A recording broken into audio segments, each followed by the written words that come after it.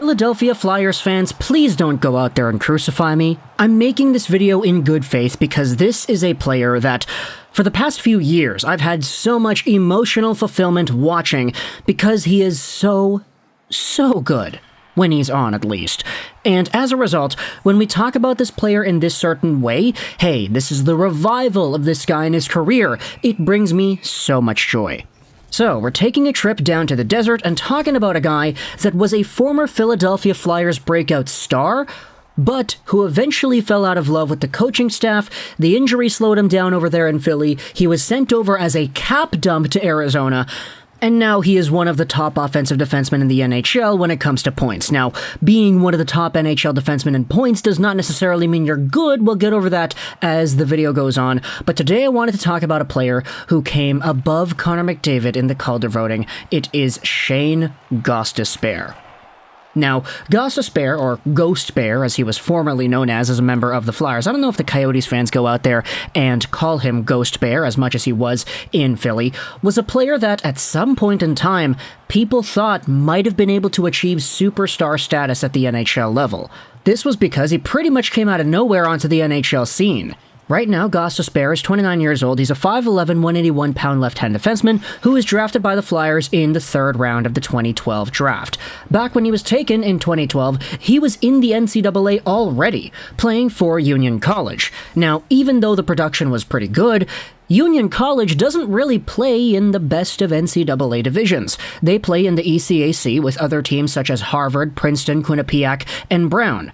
This is not Hockey East, where Boston College, Boston University, and some of those other ones are. It's not the NCHC with North Dakota, Minnesota Duluth, Denver. It's not the Big Ten with Michigan, Michigan State, the University of Minnesota, etc., etc. So Union College, on paper, even though the production could have been pretty good, like it was in Gostisbehere's case, the fact that he had 22 points in 41 games played with Union was a lot less impressive than if he had 22 points in 41 games with, let's say, Boston College or with the University of Michigan. It's just kind of how the tiering system in the NCAA works. Now, as Gostisbehere's time at Union College went on, there actually was a good amount of success. The team won the NCAA championship in 2013-14. Meanwhile, Gostisbehere racked up all the awards as the best defensive defenseman, player of the year, first all-star team, all for the ECAC division in the NCAA.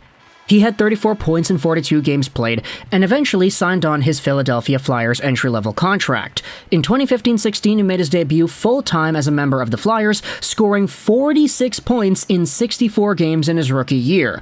Absolutely phenomenal. The guy had 17 goals as a rookie defenseman for a Philadelphia Flyers squad that was able to break into the playoffs and unfortunately not really do all too much damage, as Gostisbehere apparently had a hip problem. Ghost Bear was so good in his rookie season that he actually finished second in the Calder voting that year, behind Artemi Panarin and in front of Connor McDavid. Now, McDavid had his own problems. He only played half the year because Brandon Manning, whatever.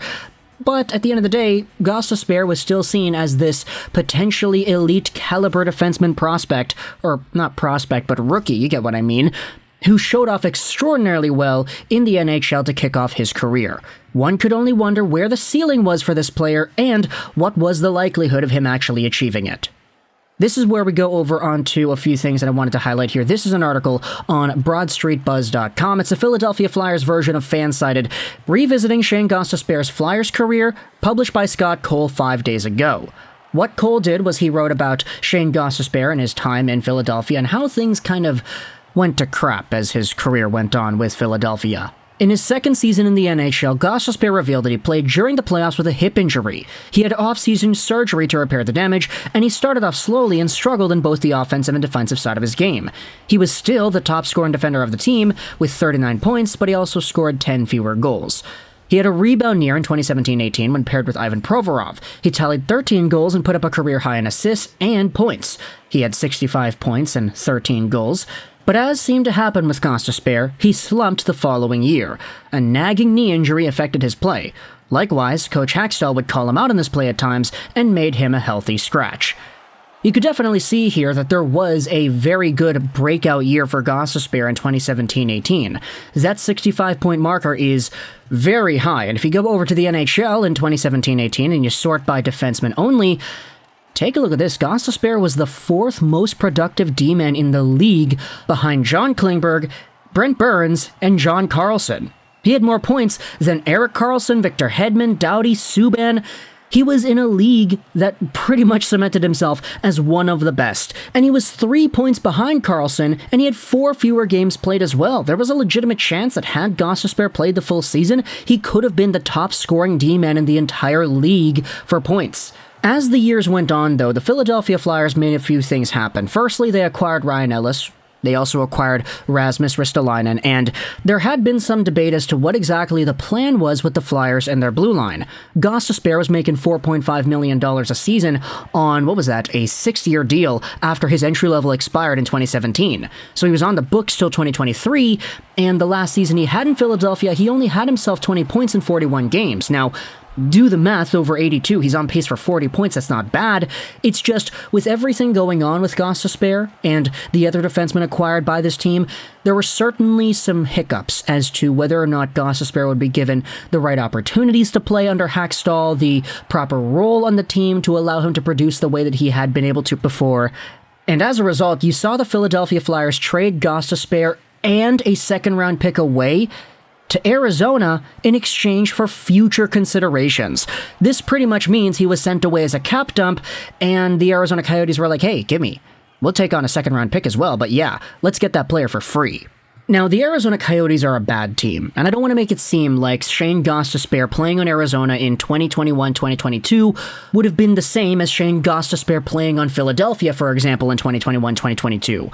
What the Arizona Coyotes did when they took this guy on was they said, hey, this is a player that has some very good offensive prowess. We know he can run a power play. He is so lethal in the offensive zone. However, he might not be the best player outside the O-zone. He might struggle a lot in his own zone, and he might not be the most reliable guy when it comes to giving him big minutes and bigger roles in the defensive zone. We just gotta go out there and tell this guy to play to his strengths. Screw the defense, honestly. Like, if you're going out there and producing 2-3 points a night, you're doing your job just fine. And that's kind of what we want here in Arizona, because we're trying to tank anyway. Just go out there, play your game, do what it is that you're good at. And boy, oh boy, is that what Shayne Gostisbehere did. In his first season in Arizona, Gostisbehere had 51 points, 14 goals, 37 assists in 82 games played. This is the second best season he's ever had in his NHL career, but he also was a minus 23, which is a career low. Now, do the Arizona Coyotes care that Shayne Gostisbehere was a minus 23?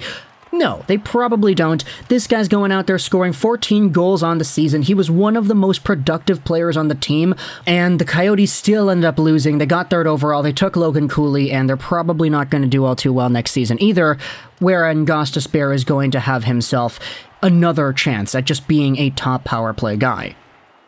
You even had yourselves the entire Jake Chychrun situation, where Chychrun was a very good defenseman for Arizona, scoring points like crazy. Gostisbehere came in here and took over Chychrun's #1 spot on the power play.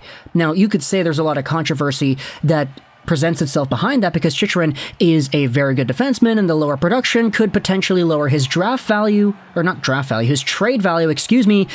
they're trying to trade this guy away right now. They're trying to get a haul, etc. for him, which is somewhat of a different debate here.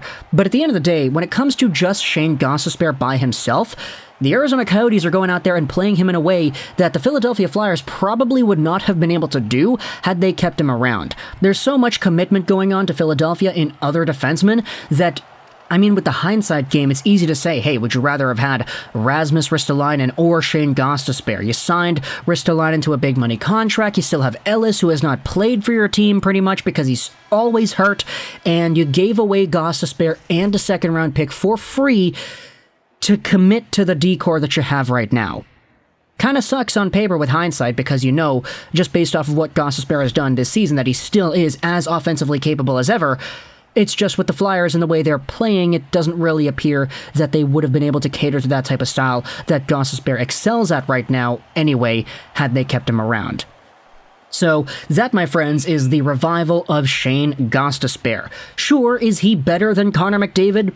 No, I mean, you probably could have made the debate that he probably should not have been over Connor McDavid in the Calder voting in 2016 in the first place, but there was the injury to Conor, which kind of slowed everything down, and it's kind of why Panarin won as well.